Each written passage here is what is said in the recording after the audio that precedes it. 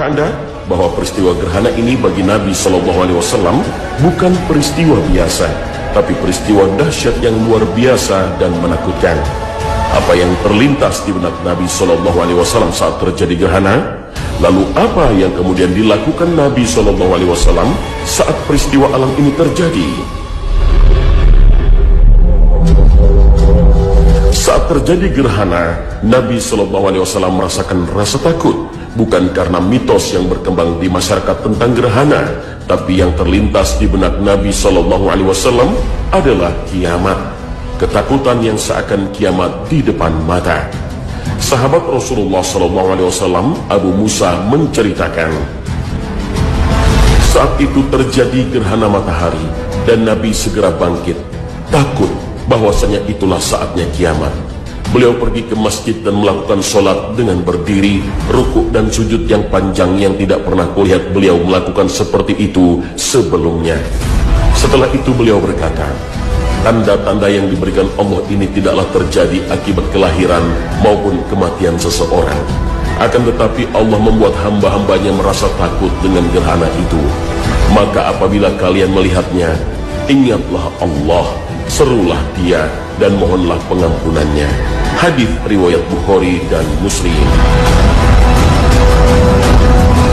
Ketika terjadi gerhana, Rasulullah merasa khawatir karena gerhana merupakan salah satu tanda terjadinya hari kiamat. Jika yang terjadi gerhana matahari, maka yang hilang dari penglihatan adalah cahaya matahari.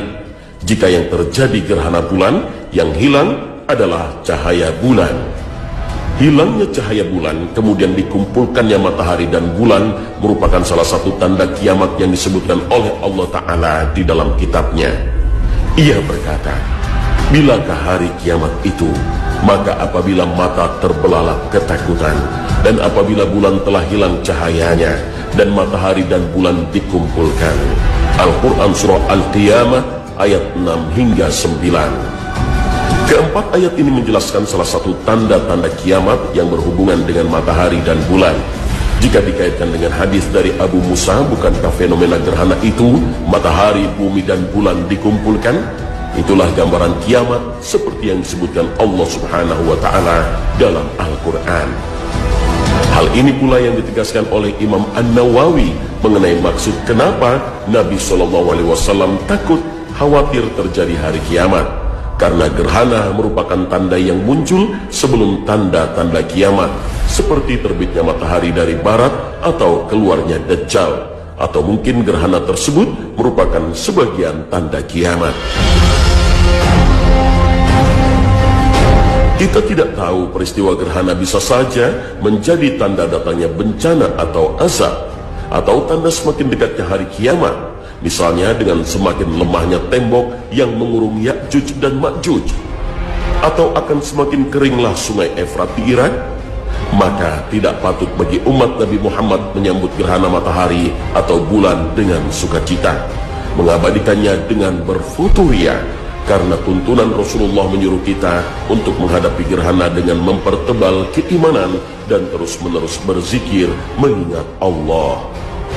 Peristiwa gerhana memberikan pelajaran bagi kita bahwa Allah Subhanahu wa Ta'ala mampu mengendalikan seluruh makhluknya, apa saja, bahkan matahari atau bulan yang dianggap makhluk yang luar biasa, bahkan banyak manusia yang menyembahnya. Itu sebabnya Nabi menganjurkan untuk memperbanyak zikir, istighfar, takbir, sedekah dan bentuk ketaatan lainnya. Aisyah radhiyallahu anha menuturkan, Nabi SAW bersabda, sesungguhnya matahari dan bulan adalah dua tanda di antara tanda-tanda kekuasaan Allah. Gerhana ini tidak terjadi karena kematian seseorang atau lahirnya seseorang. Jika melihat hal tersebut, maka berdoalah kepada Allah, bertakbirlah, kerjakanlah sholat, dan bersedekahlah. Hadis riwayat Bukhari.